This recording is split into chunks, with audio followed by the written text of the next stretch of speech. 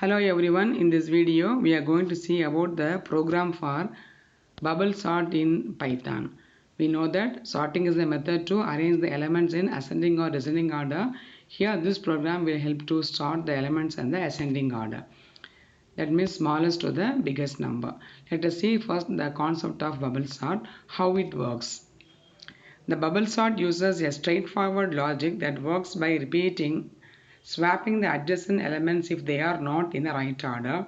It compares one pair at a time and swaps if the first element is greater than the second element. Otherwise, move further to the next pair of elements for comparison.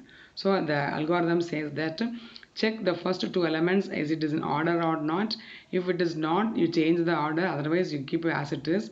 And then next check for the consecutive values. Let us see with the example. It will be easy to understand. So the example given is list 1 is 5, 3, 8, 6, 7 and 2. This is the number of elements. The elements in the list 1. And in the first iteration, let us see what happens. This actually goes by iteration, which is n minus 1. There are n elements means it will go for n minus 1, which means for 6 elements it will go for 5 iterations. So this is the first iteration. In the first step, 5 and 3 are checked. The first two elements are checked. They are not in order, so it is exchanged to 3, 5, and then others are as it is 8, 6, 5, 2, 8, 6, 7, 2. Then the elements goes to the next two consecutive elements 5 and 8. They are in order, so no changes, exchanges require. And now the next it goes to the third and the fourth element. 8 and 6 not in order, so it is exchanged and the order becomes 3, 5, 6 and 8, and 7 are to remain as it is.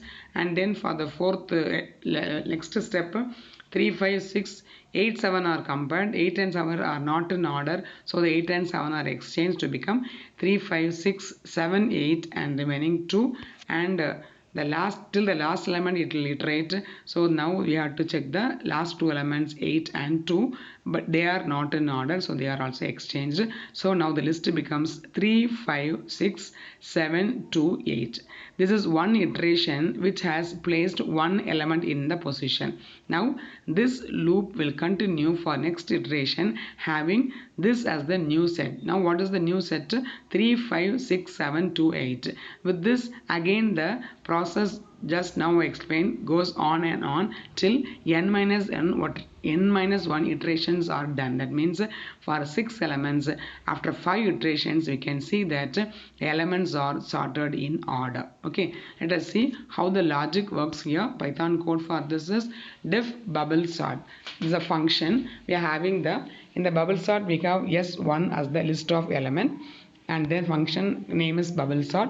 And now we are using the for loop for I in range of 0, len of list 1 minus 1, which means 0 to n minus 1, because as the list starts from 0, it goes till n minus 1. Okay, so the for loop goes through all these elements.